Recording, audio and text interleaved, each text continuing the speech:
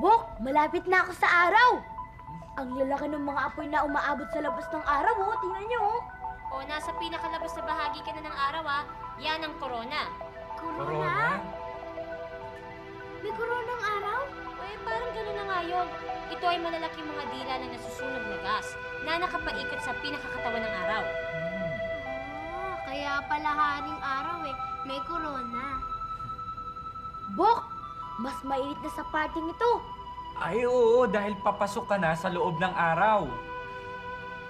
Bok, parang may ulap na sumasayaw-sayaw dun, oh. Tingnan niyo, oh. Yan ang tinatawag na prominence, Prominence. Prominence? Ano yun? Yun naman ang init na nagmumula sa loob ng araw at lumulutang sa ibabaw niya. Ang gaganda ng mga ito, Bok. Tingnan niyo, oh. Oo, pero hindi ka pwedeng tumira dyan. O sige na, tumuloy ka na. Sige, Bok. Oh, Oy! Agatong? Agatong? Agatong? Agatong, naririnig mo ba kami? Bok! Bok! Ayos lang naman ako. Medyo nagulat lang. Flares! Flares ang sumabog na yon. Flares? Ano yun? Ang flares, yon ang pinakamalakas na energy na nasa araw. Pag naipon yon, bigla yung sasabog. Alam nyo, kahit pagsama-samahin ang lahat ng bomba o granada sa buong mundo, wala yun. Ang pinakamalakas pa rin, flares. Ganun ba? Oo. Agatong, sige na, bilis-bilisan mo na nga dyan at medyo ninenervyos na ako ha? Bilisan mo na yan para matapos ka na dyan at makabalik ka na kaagad dito. Bok, wag ka Oh, sige. mag-alala. Relax lang ako dito. O sige, ingat ka lang ha, bilisan mo. Sige, Bok. Ang dami-daming bula ng apoy dito, Bok. Para akong nasa loob ng isang malaking kawa ng kumukulong langis. Hindi yan kawa ng langis. Yan yung nakikita natin ditong kumikinang. Ay, buo nga, no? Tama. Photosphere. Photosphere ang tawag dyan. Dyan ang gagaling ang liwanag na nakakarating sa atin dito sa mundo.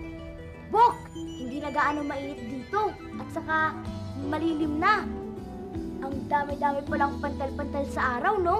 Pantal-pantal? Hindi pantal-pantal yun. Sunspots. Sunspots ang tawag doon.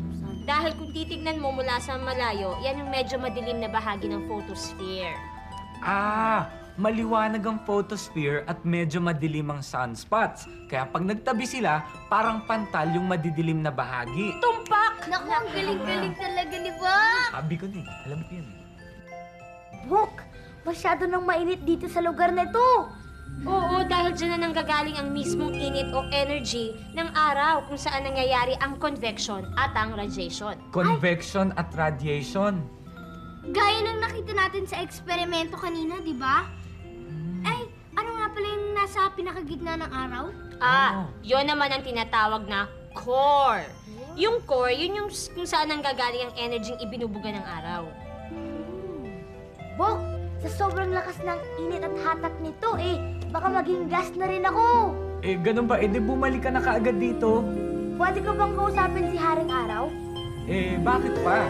Para magpasalamat sa kanya at para malaman na rin kung paano siya sumulpot din sa gitna ng solar system. Bahala ka. Basta bumalik ka na kaagad dito ha. At medyo nag-aalala na ako para sa'yo. Opo, O sige, mag-ingat ka ha. Bok. Sige.